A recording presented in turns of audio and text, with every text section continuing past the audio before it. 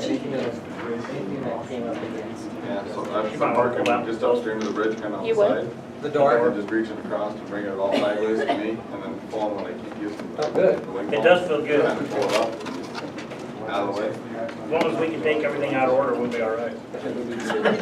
Basically, as long as. Okay, well, what's up next? That's all good. There's some chairs out there. Chairs out here.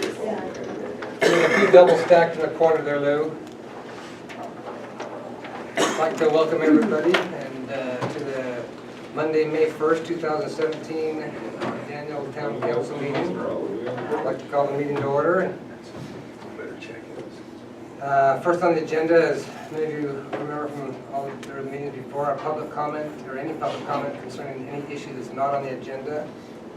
So is there anything that anyone would like to comment on that's not on the agenda this evening? Okay. We'll move on to item number 2, which is discussion of zone change at 2850 South, Highway 40, on which public hearing has been held. The reason why it's on the agenda this evening, for probably a lot of you folks that are here, there are certain people that were not able to make it. There are people that have written letters to Eric, and Eric's responded to, and every meeting is a public meeting. So, as said last time, it still has to go through planning to be recommended to us for whatever recommendation that they make. That has not been done yet, so this evening is for any other comments that have or haven't been made that need to be made. So that's kind of where we stand. Just anything there, Eric? Nope, we just had some folks that missed the meeting, and I told them they're welcome to come and talk to the council. So that's why it's on the agenda, so we can just, if they wanted to speak to the council, and I didn't address their concerns in the letters. Okay. And so with those who are here this evening, next in 2 weeks, so we're having 2 meetings a month now, which we usually, well, a lot of us have one meeting with regard to our duties here at this town, or for the town. It's going to be just like the last meeting. So it's still going to be in planning, so it's going to be still opened up to a public meeting, but it's not going to be a public hearing. So, so the next, if something's new or someone wanted to make some comments that haven't been made before, that's why it's on the line item tonight, but it's still going to be going through planning. So it's really for the record only. So that being said, is there anybody that would like to make a comment with regards to that zone change? When's your next meeting, Chairman? It'll be 2 weeks from this coming Wednesday. So 17. Calendar 17. So, and I would assume it would be something similar to last month with regards to, I know a lot of folks here have already commented. There might be new comments, and there'll certainly be a lot of discussion. So, So the council will discuss it at that 2-week meeting? the planning department, and it'll be a dual meeting, I think, is what we're planning on having. But it's still going to be recommended from planning before it comes to this body. Exactly. But it's planned to be a discussion at that meeting. Yes. So, and it looks like we have someone that's going to. Oh, I was getting all right for you. State your name.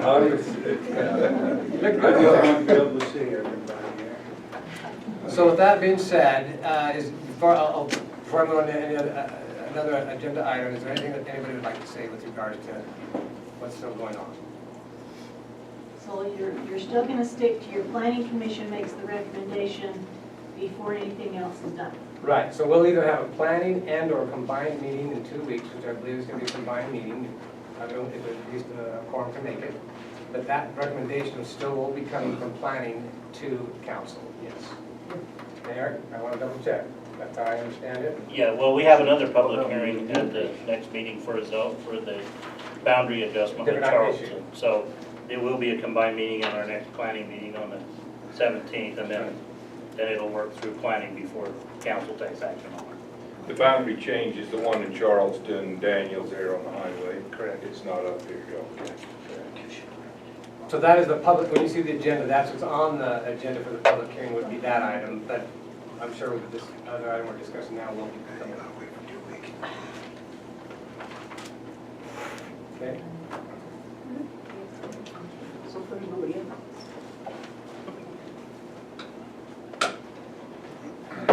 My name is Jay Binkert. I am a member of the Planning Commission, but I'm there as a resident. I feel it's important when you're having a heartburn over something to do your due diligence and look it up. So I looked up what would be permitted use in the commercial zone should the town decide to zone this section commercial. And some of them are pretty benign. Some of them caused me a little bit of grief. Eating and drinking places, bars and clubs, drive-through short order, funeral parlor, mortuary, gyms, athletic clubs, spas, aerobic centers, etc. Now, some of those gave me heartburn because of the traffic issue.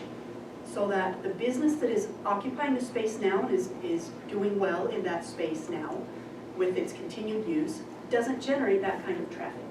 But if the town decides to zone that section commercial, then we would be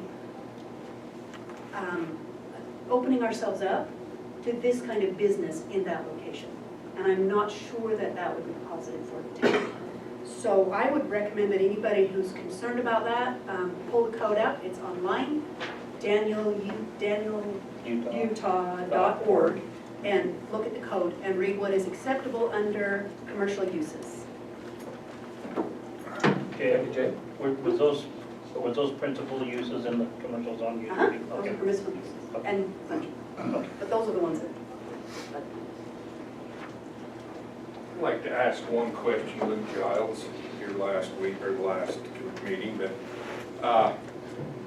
would there be a motion, or would the petition come about to zone highway commercial? I guess Independence is on the east side of the highway, is that correct? Up further, or south, Is it clear to the port entry? It goes, where that last street on the port entry, that last lane that goes up to Duke Lane. So anything beyond the port entry on that side? and also the piece between the Royal Coachman and the port of entry is also Independence. Oh, so that piece is there that Millstream's got.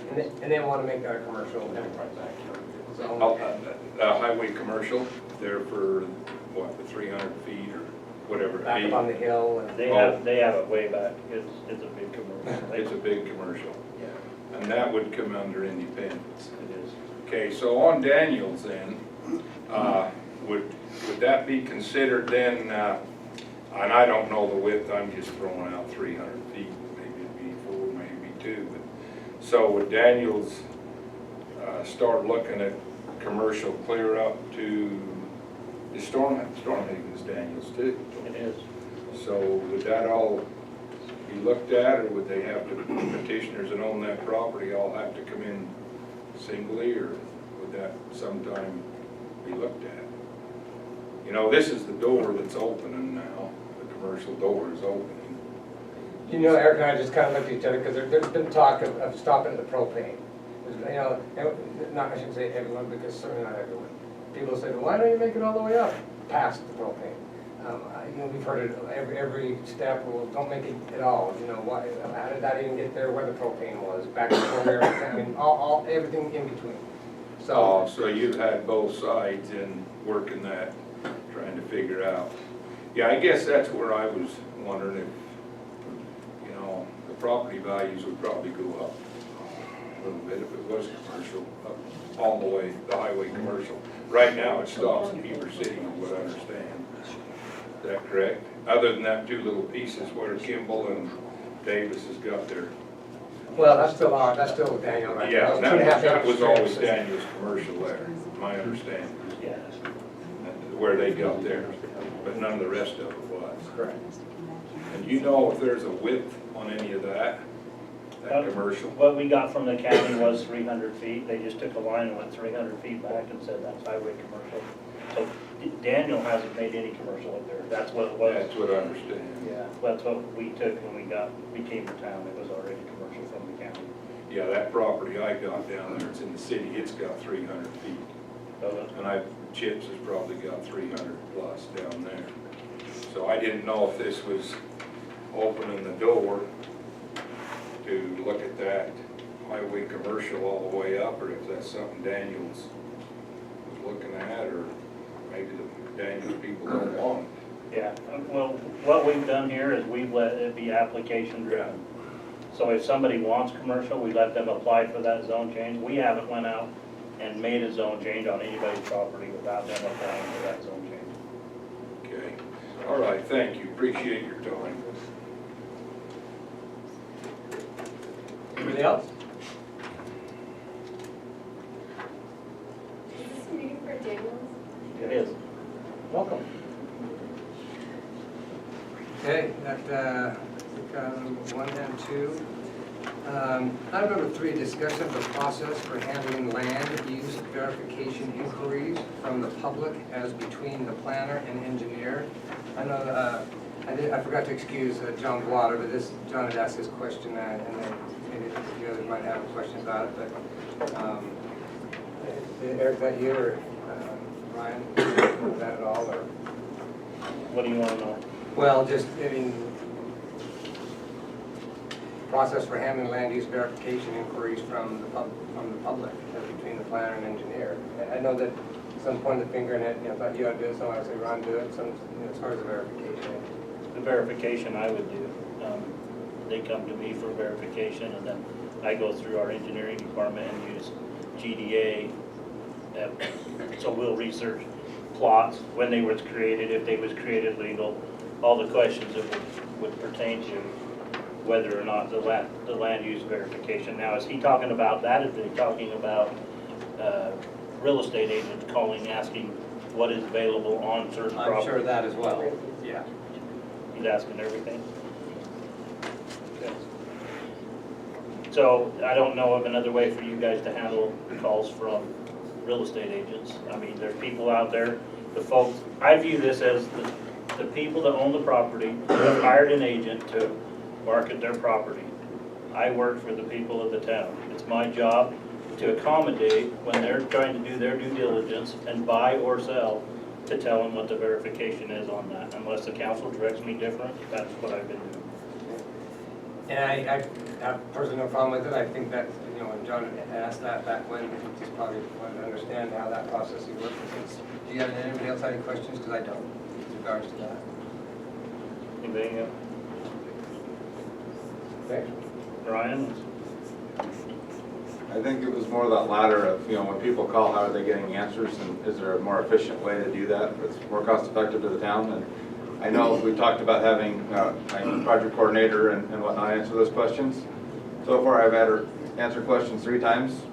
All 3 of them asked if I could call them and confirm what they were told. So I think that regardless of what we do, it's either going to be myself or Eric that gives them the answer. I think anybody else is going to be an interim answer, or partial answer or whatnot until Eric or I can get back to them. But it seems like they want to hear from one or, well, depending on the answer, both of us. Yeah, I know from my own experience, when folks come to me, I might know the answer great, but I pass them for final say to both of you, since that's what needs to know. Yeah, well, and I think another thing to look at is, I've been on the planning some form since 2000. So I have an insight into certain lots that may have certain restrictions on them that maybe won't show up. That maybe it is an illegal lot or it's been created, there's some hang up, they've sold a piece of property, no longer qualifies for a building permit. Somebody probably wants to know that before they purchase the property, so I think there's value in that, but I mean, if the council doesn't want us to do that, I think that's what we've been doing, it's worked well. I just think that someone wanted to understand how it worked again, but other than that, I'm satisfied. Any other questions, council, public? Okay. keep on. Yes, sir. All right. Item number 4, cooperative agreement with the UDOT Division of Forestry, Fire, and State Lands, possible resolution. So I'll kind of go over what I learned in the last couple of weeks since our last meeting with regards to the document. I don't know how many of us have read some, all, or part of this as far as we talked about it in the meeting, but we had a couple of questions that I needed to run by council and or the fire department to get clarity, and I'm talking about Wasatch County. the questions I had was on the first page of this, which says, what are my city, town, county's responsibilities when it comes to wildfire suppression? Without going through that paragraph, Wasatch County, through interlocal agreements, is contracted to be the fire department for municipalities and the county itself. They are the first responders when it comes to this document. That was kind of one of the main questions there, is who's going to be considered the first responders and what timelines are important to the first responders. What council gave me today was with regards to the section 65A-8-203. I did not have him search and go through that and study it, explain that to the town. I think that would be cost prohibitive. What he did indicate is that as far as contracts between the state and counties and or municipalities, that he's in agreement with the concepts, but he understood that it's one-sided, and he let me understand that it's one-sided, meaning it's the state's way or no way. So we as a town either, as I see it boiling down, we either sign the agreement, take the liability off our shoulders and pass it to the county and the state, or we keep this, or we don't sign the document, we keep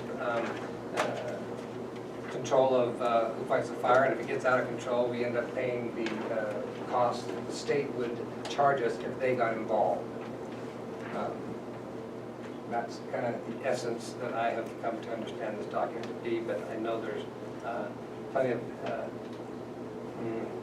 hiccups in there that Eric has brought up.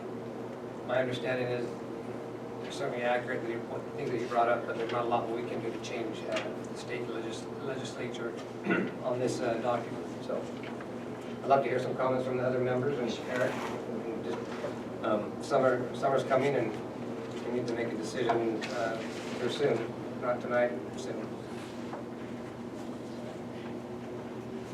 Anybody besides me? I'm it.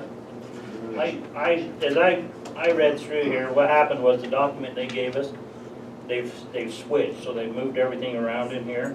And I think there's actually some things that wasn't included in this. Chip mentioned the 65A-203. But I mean, this thing starts making comments to not only that code, but 65A-211, 65A-3 and 4. And so, I mean, just each participating entity will ensure that firefighting providing initial attack to the wildland fire within the participating entity's jurisdiction will complete the RT 130 annual fire line safety refresher training prior to each statutory closed fire season, as found in 65A-211. We're not under control of the training, we're not. I mean, it just calls out things that I don't think that we can provide. And yet, when you sign it, we're on the hook for that. Who's going to training from the board? Not me. You know, and I asked that question as far as not necessarily training specifically, but about the duties that are required for us to implement it, and if there was no ambiguity as far as it's, you know, a lot of this things up at the county seat being in the jurisdiction and the firefighting. I totally understand. You're absolutely right on what you're saying. And so I haven't had time to review all those codes to see what each code says. I mean, that's one statement that, and we've come across this before, there's one sentence that calls out a 90-page code that's, 311 pages long. You know, it's like, really? You want me to sign off on that? I guess, well, those that know me know that's probably not gonna happen until I read that code. So that's where we stand as a council and as a community with regards to fire and you know, Lou, I'd love to hear what you as a county, you know much about. I'm sure. That particular item refers to if you have a firefighting crew part of your city or your county, Daniels, whatever it is, that particular one, then they do have to be qualified to. Is that referencing the one Eric just? Yeah, the one that Eric just read. But I don't know that Daniels has a firefighting crew. They depend on the county and the state to provide that. So as far as the training for any of your people, you wouldn't have any that I can see on that particular item. but the county does. The county trains a few every year. And I would totally agree with that, Exactly. except for it says the participating entity, which is us. And you have no participating people Right. in it. You're part of the entity, part of the Daniels group, that you want the fire protection, Right. but you have nobody that you're sending to school or training. You know, I have to make this comment now that I was supposed to receive a letter, at least by today, from our fire chief stating what we're discussing here, the clarity. It did not show up, so it's only, what I've said today is all in verbal, and the letter's supposed to clarify that, and it didn't show up, so this may be why the letter didn't show up possibly, but maybe it's going to show up here soon as far as, because I know we're not the only municipality with these questions. Yeah. And it brings up the other thing, I mean, the other one was the 202, and that's determined the definition on the code, what will be the effective wire. Our participation has to be approved by somebody, and the board, the legislature put together can't even decide what qualifies and what doesn't. Granted, we're not talking about a whole lot of money here, if we just had to pay the money, at least start up, that's what they're saying. You know what I'd suggest is to try to get a hold of the warden, state warden, he can answer quite a few of those, and then Ernie, of course, will help out on some of that. I was just gonna say, I could get toward back here and do another, you know, on the next round at June 1st, or whenever the first meeting in June. We got time for this? When's a closed fire season? Yeah, it's closed the first of May, First, today? yeah, Well, we missed the first but I think you'll be all right. 30 days anyway, but yeah, we're pushing those limits. We missed the first one. You'll be all right. Check on. So, continue till next month then? For me, yeah. I move that we continue this forestry on state lands fire till our next meeting. Okay. We have a motion to move this to our next meeting. We have a second? We have a second. Any other discussion on it? Yeah, who's gonna contact some folks that I'll- maybe can help us? I'll contact Troy to have him come back. I'm sure he'll come back to answer any questions. If the council will read this and be prepared to ask him whatever questions we want to ask him, because I know we'll want to either be in or out by next month, so I'll ask him. I think my comments before on that was with our local agreement, with us subbing or having the county as our fire department, that put the obligation on them, is why I wanted a clarification. And that's what he has said to me verbally, and I was expecting a letter to say something like that, which I have, yes. So we have a motion, a second, that discussion, if not, all in favor? Aye. Any opposed? Okay, we have till June the 1st, we put that on the agenda. Of course, far before June. Discussion of water impact fees and the surrender of water shares dealing with building permits. Number 5. Brian, is that something from your side, something else I think John wanted to talk about a little bit? Yes, And, we've actually had a number of people inquire, so it was a good get clarification. So I think the clarification was just with the impact fees we adopted. I think everyone's clear on the dollars that we're asking for impact fees. And we have this clever little book that I'm sure everybody's read every word of. I have, even the typo. Anyhow, it talks and details exactly how we calculated the impact fee and why it is what it is and how it's justified on all the improvements we put in as part of the buy-in and all the improvements we're going to need to support future growth. But what it doesn't really talk about in as much detail, because almost all these pages are about the dollars and cents, there's a paragraph in here that talks about water rights, and it shows how many water rights we have, and it shows what kind of water right, you know, the volume of water right we're going to need to supply the build-out population. And we don't have enough. And so the statement in here about the impact fees, or the impact fee recommendation that was adopted by the council, was the impact fee of $10,700 and change. And then also, water rights substantial to support that connection. And so buy-in fee isn't the whole part, it's the dollars and cents to buy into the water tank, the pump station, and all those miles of water line that we put in. In addition, it's turning over a water right that allows us to take the water right from wherever they happen to have their water right. Say they have a well that went bad and want to hook into their system. It's transferring that water right, so instead of pumping out of their well, we're gonna pump out of our well and then supply them with water.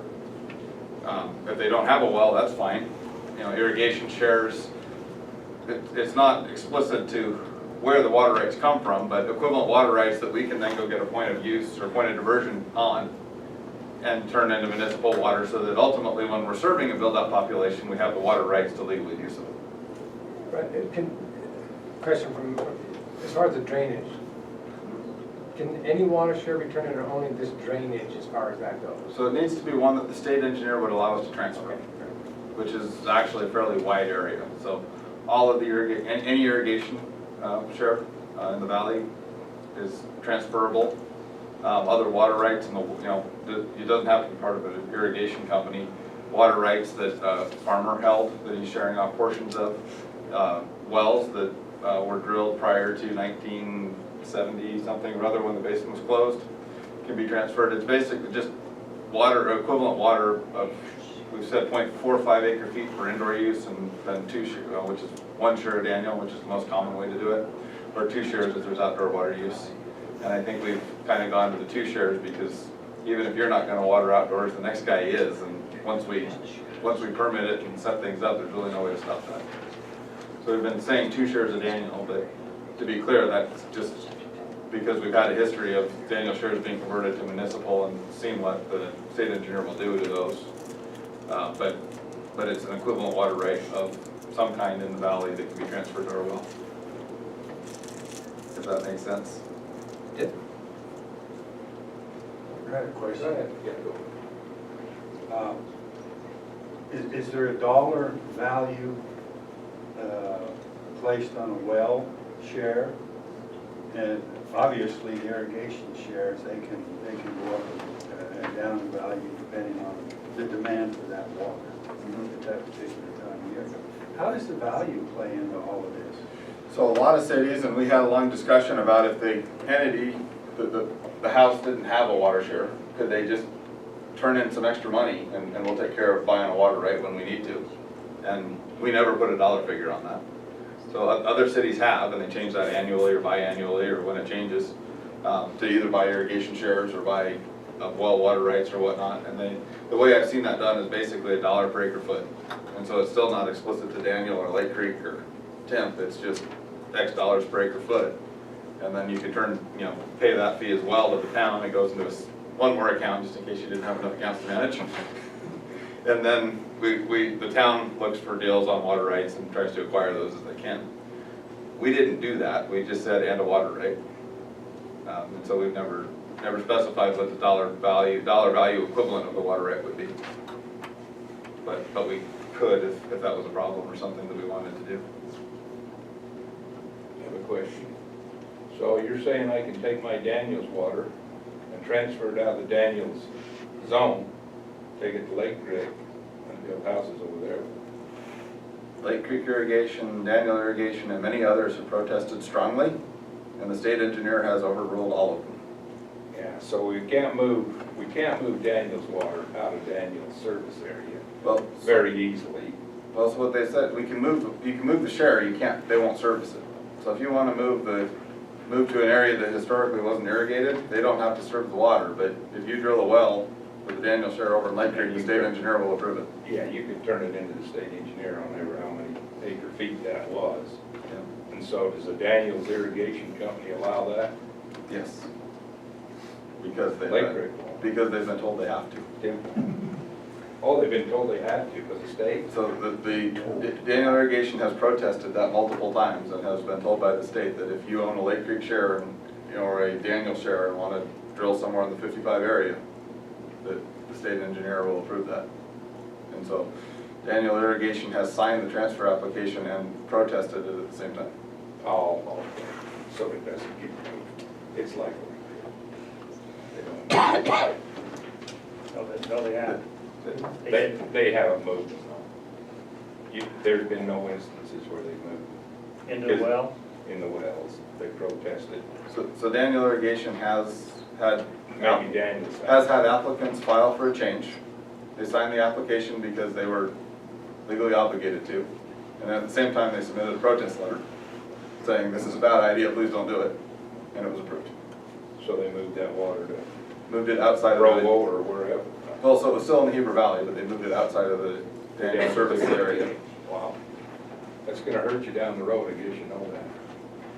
It is. What Daniel Irrigation was told is they didn't have, that they didn't have a choice. So well, We protested in the Lake Creek and not moved them. no.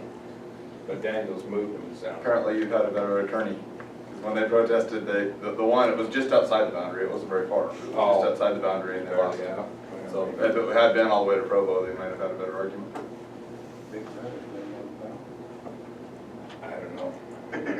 So, If I was Daniels, I'd be looking to try to keep every drop I could inside the service area. I think they are and I think we are. I just know that there are some things that the state doesn't, it makes good sense, but if the state overrules you, sometimes you don't Yeah, get a it's choice. bad.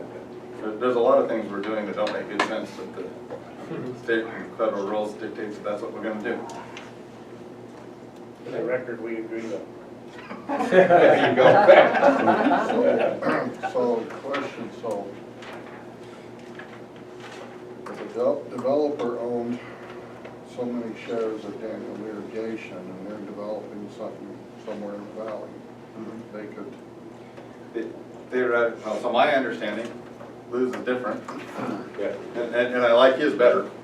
So, I'm inclined to go off of what he's saying, just because I think that makes a lot more sense for the valley. I've been told that if you own the share, that the state engineer will move it anywhere inside their district boundaries, and the irrigation company's powers are pretty limited. If you've successfully protested them, I personally think that's a really good idea. I don't think moving them around is a good idea.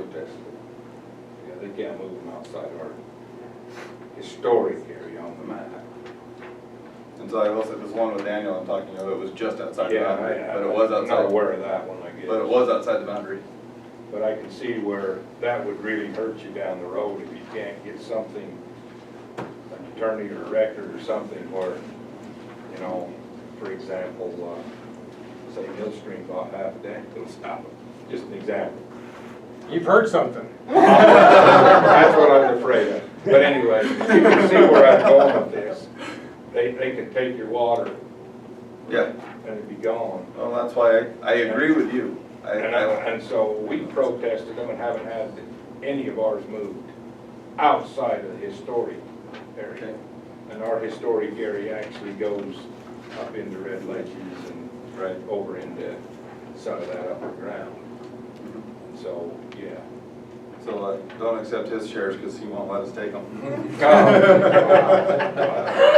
I just get ready to move all 10 of them tomorrow. Take them out of the service area here and move them over there. Any other questions for Brian or anybody else? So if you didn't like that idea about the only approach is, that's a legislative thing. You need to try and get the legislature to get the state engineer. Well, I think we can get legal clarification on Lou's opinion versus mine, and for the record, I hope he's right. But I think we need to get legal clarification on that before, I think we can certainly accept Daniel shares and we can accept private wells, because I know those can be moved.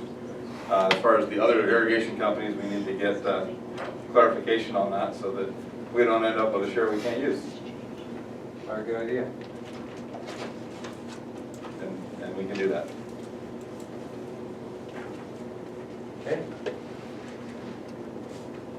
Thank you, Ryan. Moving on to item number 6. Well, just quickly before we go, so do we need to put a dollar figure on those? Or do we need to put at market value? And leave that open-ended? So if you're gonna get a share of Lake Creek, which is worth a lot more money than a share of Daniel, Oh, but a share of Lake Creek is also a lot more water than a share of Daniel. it is, but if somebody doesn't have the share and wants to put the fee in lieu of, Yeah, there you go. So right now, the fee in lieu of, I would say, here's some sources to go find some water. But we can't do a fee in lieu of right now. But the problem is that if Timp and Lake Creek aren't available to us and nobody's selling the Daniel share, then the guy wants to build his house, what do? And so do we accept the fee in lieu of? And then at market value, who determines market value when there's no shares for sale? Or if the shares keep going up and up, that we have to keep adjusting from our side of the fence versus a share is a share. You know, if it's $10 or $1,000 a share, you know. But I get the acre feet no conversion. Yeah. I get it. Yeah, but the fee in lieu of, without coming back in and looking at it, Having some.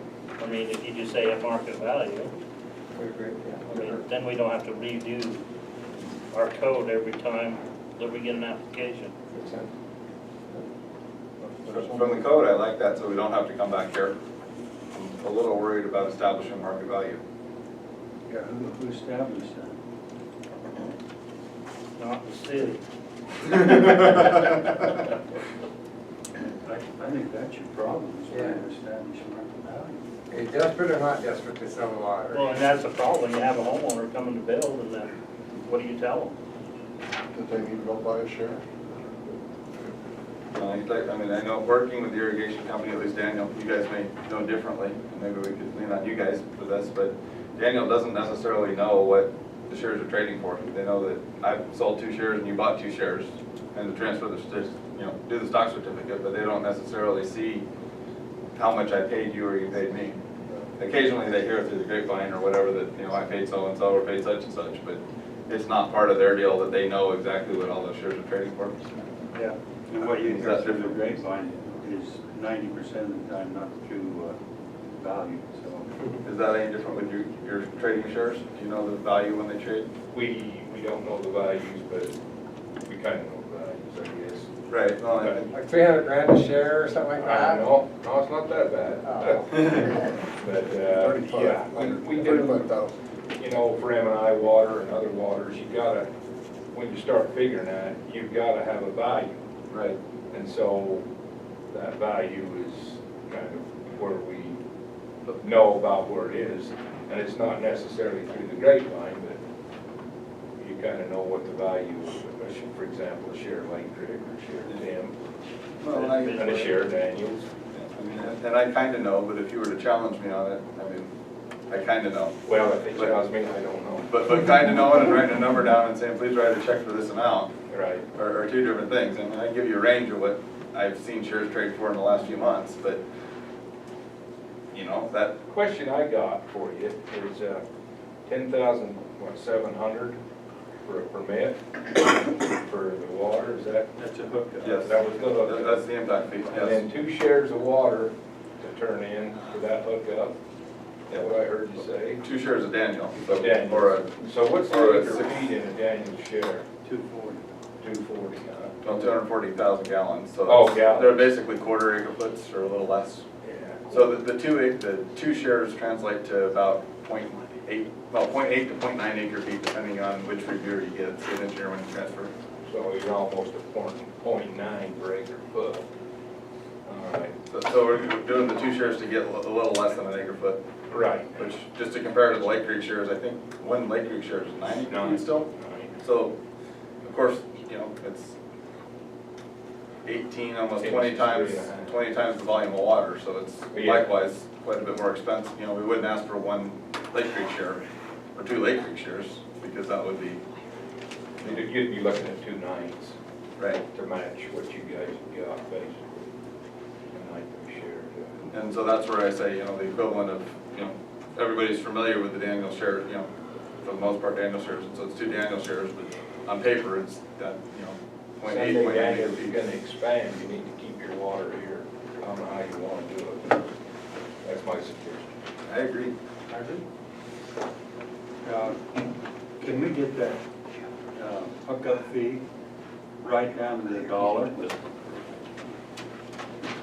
Hold on. 10,767. 10,767. That's part of the impact fees. Yes. And if you want to know how that was calculated, there's some great nighttime reading for you. No, I just want to be able to tell people.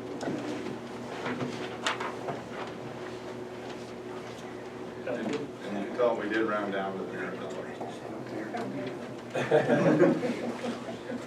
Which Which is not common in government. We rounded Which is down. not common in government. We could have rounded up, but we didn't. Anything else for Ryan with regards to water and impact fee one? Okay. Do we wanna try to do it at market value and figure that out, or do we wanna save that for another meeting? Well, I think we'd have to do it in resolution anyway. We definitely would. So So, we can have our next month's meeting and then certainly discuss and put it to resolution to incorporate that verbiage. yeah. I'm clarifying the moving the shares in and out of the historic irrigation areas. I can also see about conveyance documents, and if there is a formal way of doing the market value when there isn't anything available. There may be appraisers or other third parties that we could lean on. Like I said, I mean, I have a pretty good idea. If you came and offered me shares for this price versus that price, I could personally decide whether I was getting a good price or not. But that's a far cry from feeling confident and saying, I need you to write a check for this amount, and I can defend that if we had to go to court. I don't feel like I could defend it if I had to go to court. Like Lou, I have a pretty good idea that if you offered me a Lake Creek share for $20,000, that I'm writing you a check really quick. But if you offered it to me for $300,000, I'm probably not real excited. But that's trying to figure out where that line is not, there may be appraisers that could help us with that. So I'll get to it. So then if we want to, just for next month, we'll probably have more discussion and a resolution probably ready, just for some verbiage. I think that, we need to see whether we get the value or not, I don't know, but as far as. We got water meeting Yeah. in the morning.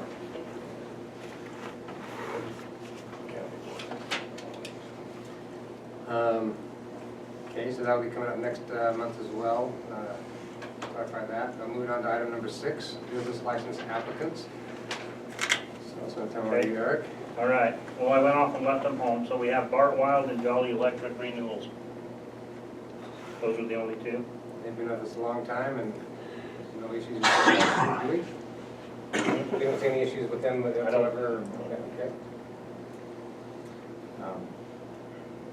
Anybody have any questions for the two renewals? Okay, we'll just give them to you next month.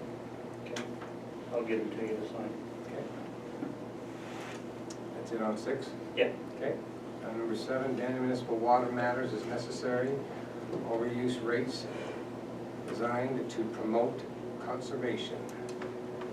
So, Ryan, is that something to you, or Kim, would you like to discuss either one, or start off the We'll discussion? put that on the agenda.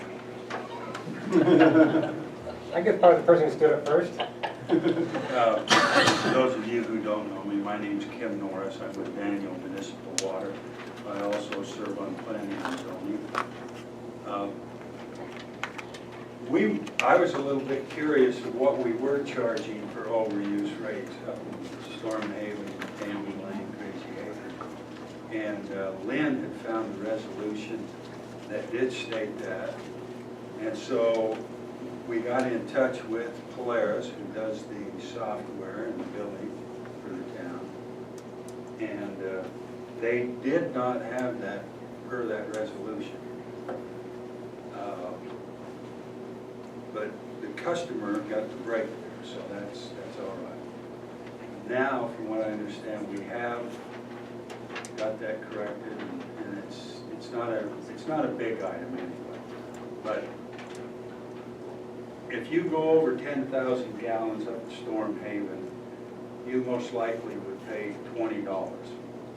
If you go over another 10, you'd pay an additional 30.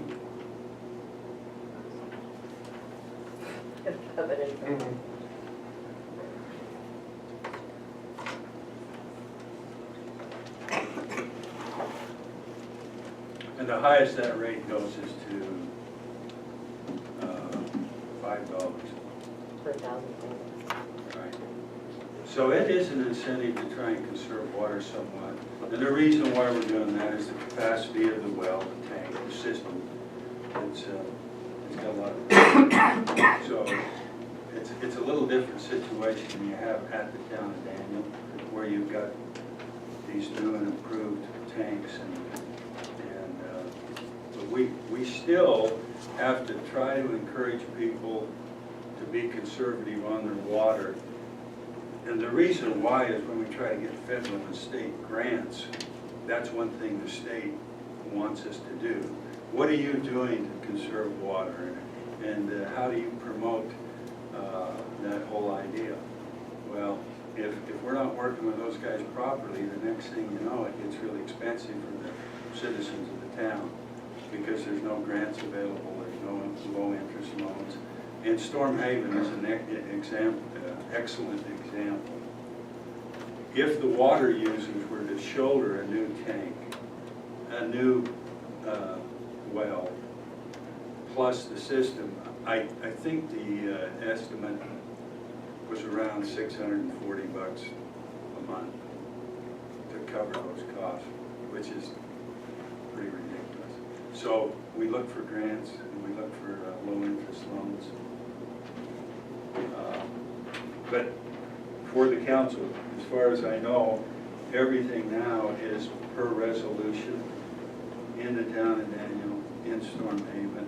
And now we have the connection fee set $10,776, so that's good.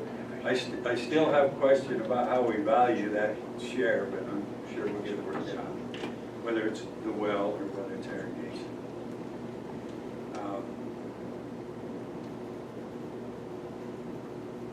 That's about all I have. When does the $5 kick in?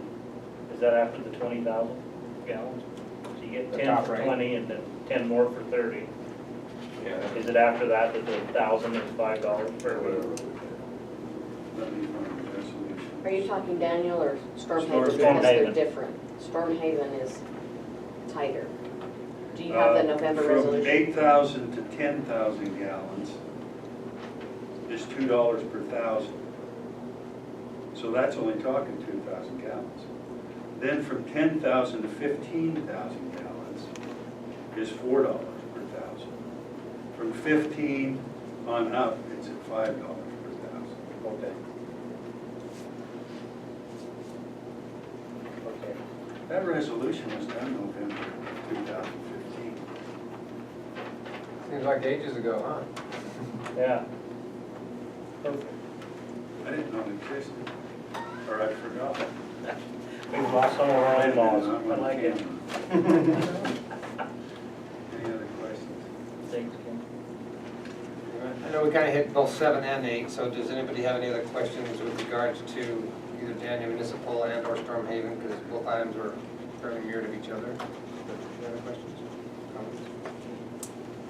I have a question. So did we get rollover water if we don't use all our gallons? You know, No. like AT&T? No. What do you mean, no? No, nice try though. Kim, work on that. Stays in the big bowl. Stays in the reservoir. You pump it back down on a well and recharge, remember? Okay, so that takes care of 7 and 8, so we'll move on to number 9, Planning Department report violations and enforcement. So once again, I'll turn over to Eric. Okay. This is that blue stake that I was talking about down in the Charleston Inn Right? that I received. You had questions about that? I did. They're running power and water and can't remember what else, but the house is empty.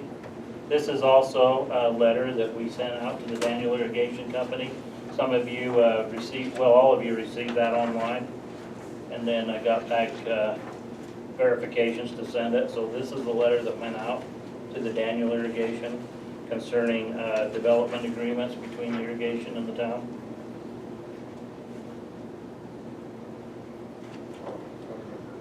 You remember? Yeah. Okay. Redesigning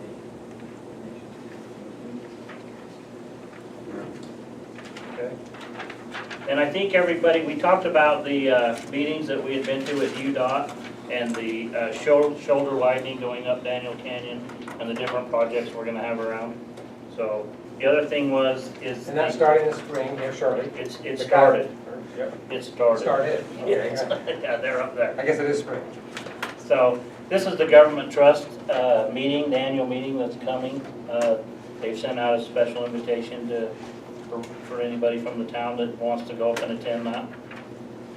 Wanted to make everybody aware of that. I wanted to make everybody aware of the public hearing regarding the density on Daniel Road on the old Ford property that has been recommended to be turned down from the planning commission. There was quite a few folks showed up at that meeting, and so that was a recommendation from planning not to increase that. There would be 28 homes on that 5 acre. So basically, if you own 5 acres next to that property, you would have 8 neighbors up against yours that you currently have 1, so it's. And so they're recommending not to do that, but then council has not taken it up yet, that's this. Council has not taken it up yet. And so there won't be a public hearing, it'll just go up before the council. And Whatever they decide to put on the agenda. And Tony said that in the meeting, he's like, there won't be any more notices sent out, and there won't be any, they'll just, if the council wants to do it, they'll just do it. So, it was well attended, there was a lot of folks from Daniel there at the meeting. But just wanted to make you aware of that. The other thing is Midway Lane on the other UDOT, as you go across the bridge, you know how narrow the road is? They don't see any time in the future of expanding that, and so for traffic, so they're actually gonna take that down and build the shoulders up so that it's not a direct drop off on that road going to Midway. All the way, the whole stretch? From the bridge up to the tracks. So that's on their agenda for this summer also. So they'll be doing that. 3 years out will be the rock cut in the canyon, so they'll be connecting the 4-lane all the way to the other 4-lane. That'll be an expensive one, but it is going. The council probably ought to be also aware that the county-wide trail plan is going, pushing forward. Midway's got quite a bit of trails over there that they're looking at. And also brought up in the interlocal meeting is at the front of Memorial Hill, Midway has, they've held some public hearings. And they've also had a few meetings about it. They want to build a arts center. And so it was kind of ironic because we went to the interlocal meeting and they talked about how many things are happening in this valley on any certain weekend and how it was taxing our EMS and our fire department and the police department.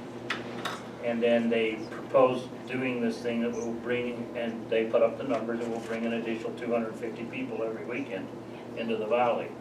And so they were looking at a way to limit people that come that want to hold events in the valley because they say we're too congested.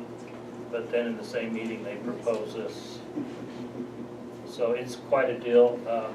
It's big. There's a lot of, they actually held a meeting Tuesday at the police station that had limited seating. And so they invited a few folks to it just as a feeler. And 3 engineering firms provided them with a overview of what they see coming there. It will hold the ice rink, it'll have a arts center, theater, and then also we'll have some studios and then everything commercial mixed in with It's it. still in discussion, or whether they broke ground on, there's something they broke ground on. They have not broke ground on yet. this one. Yeah. Yeah, so and they're looking at valley-wide participation in that. So they'll be looking for funding from other municipalities to be in on that. So you might hear something like that coming along. Question about the trail system. Yes. Is there any plans with Daniels to have trails through it? In the works, or? It's a great question. You know, I was in the meeting and I asked that thing and they said they had talked to the mayor.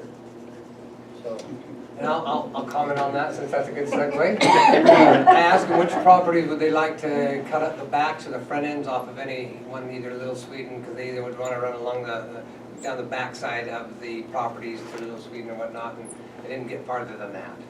So it wasn't, I haven't heard anybody that would want to, everyone enjoys some of the trails in the community, but I don't know in our town where our trail could go and or, you know, but it hasn't really been pursued a whole lot, but I know that a few folks that I had talked to made the comment that they weren't interested in any kind of path to their property, so.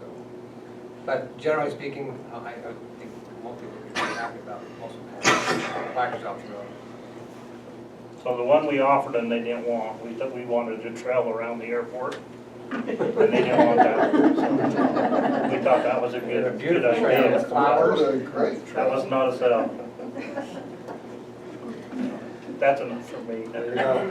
Thank you. So, one more Yes, sir, Mark? question, so is the trail, is it gonna be like a back, off the road type of trail, like? There are gonna or be they trails that talking go up right in away for mountain between- biking, to take you to Provo, to interlock from Park City, Part of that the whole rail trail. system that they've talked about for years, interconnecting all the It's communities. and- happening, and Yeah, okay.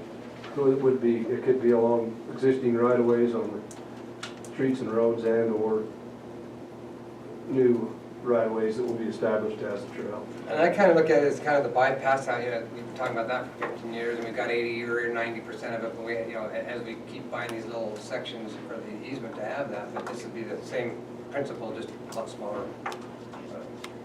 Okay. Yeah. And that was another thing we did at the UDOT meeting. We met and we had a commissioner from UDOT, one of the commissioners at the meeting.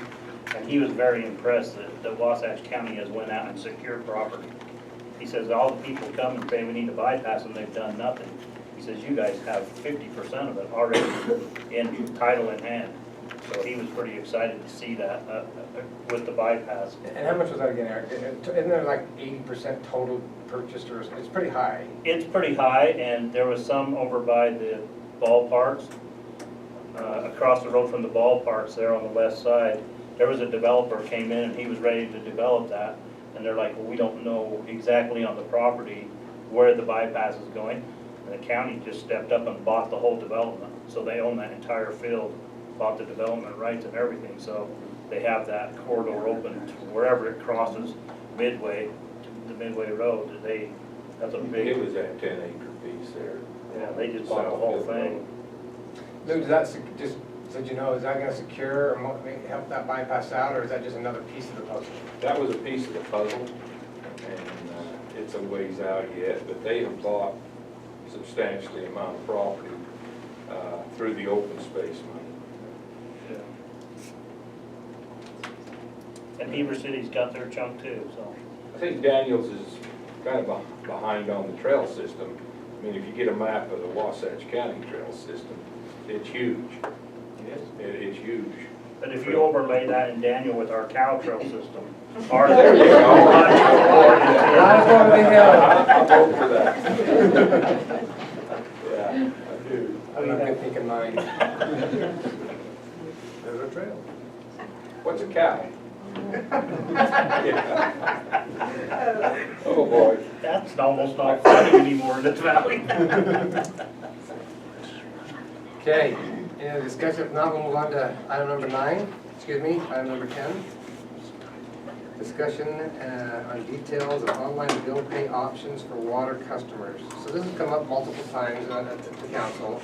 I think the last time, or last month, it came up, and I guess it's on here to clarify if we're really going to move forward or not, because I think it's just kind of, if we had full, my understanding is if we had full participation, it might be worth it, but where we may probably not have full participation, it may not be fully worth it. So I would love some insight on what the council thinks on it, what we should do.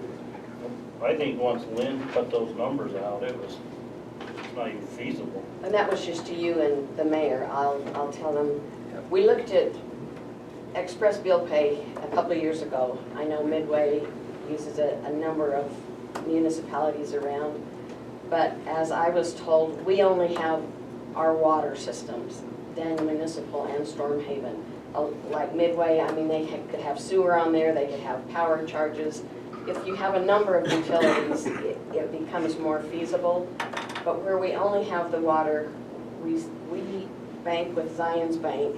And so they were talking about setting up a system. They call it a Notcha file, and they use a anytime gateway to enable the process to take place. Our water secretary would have to keep a list of users and get their banking information. It would be taken out of their account and then put into our software and into the individual's water payments. To get that all set up, they told me it would be $150 and then $45 per month. There's an annual fee of $150. So it's basically $5,700 right off the bat. And where we have about 205